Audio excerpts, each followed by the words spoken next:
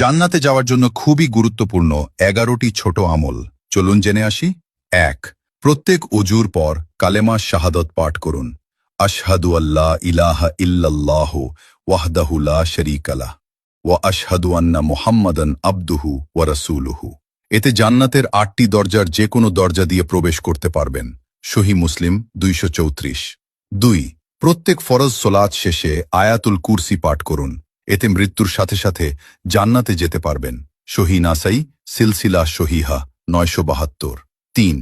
প্রত্যেক ফরজ সোলাত শেষে 33 বার সুবহানাল্লাহ, 33 বার আলহামদুলিল্লাহ, 33 বার আল্লাহু আকবার এবং 1 বার লা ইলাহা ইল্লাল্লাহু ওয়াহদাহু লা শারীকা লাহু লাহুল মুনকু ওয়া লাহুল হামদু ওয়া হুয়া আলা কুল্লি শাইইন কাদির পাঠ করুন। এতে আপনার অতীতের সব পাপ ক্ষমা হয়ে যাবে। সহিহ মুসলিম 1228। ৪. প্রতি রাতে সূরা মুলক পাঠ করুন। এতে কবরের শাস্তি থেকে মুক্তি পেয়ে যাবেন। সহিহ নাসাই সহিহ তারগিব হাকিম 3839, সিলসিলা সহিহা 1140। ৫. রসুল সাল্লাল্লাহু আলাইহি সাল্লামের উপর সকালে 10 বার ও সন্ধ্যায় 10 বার দরুদ পড়ুন। এতে আপনি নিশ্চিত রসুল সাল্লাল্লাহু আলাইহি ওয়াসাল্লামের সুপারিশ পাবেন। তাবরানী সহিহ তারগিব 656। ৬. সকালে 100 বার ও বিকালে 100 বার সুবহানাল্লাহিল আজিম ওয়া বিহামদিহি পড়লে সৃষ্টিকুলের সমস্ত মানুষ থেকে বেশি মর্যাদা দেওয়া হবে। সহিহ আবু দাউদ 5091। রসুল সাল্লাল্লাহু আলাইহি ওয়াসাল্লাম বলেন, যে ব্যক্তি সুবহানাল্লাহিল আজিম ওয়া বিহামদিহি পাঠ করে তার জন্য জান্নাতে একটি খেজুর গাছ রোপণ করা হয়। তিরমিজি 3494। ৭.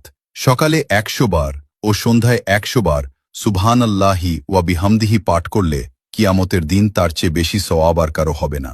সহিহ মুসলিম 2692। ৮. বাড়িতে সালাম দিয়ে প্রবেশ করুন। এতে আল্লাহ তাআলা নিজ জিম্মাদারি যে আপনাকে জান্নাতে প্রবেশ করাবেন। ইবনু হিব্বান 499, সহিহ তারগিব 316। ৯.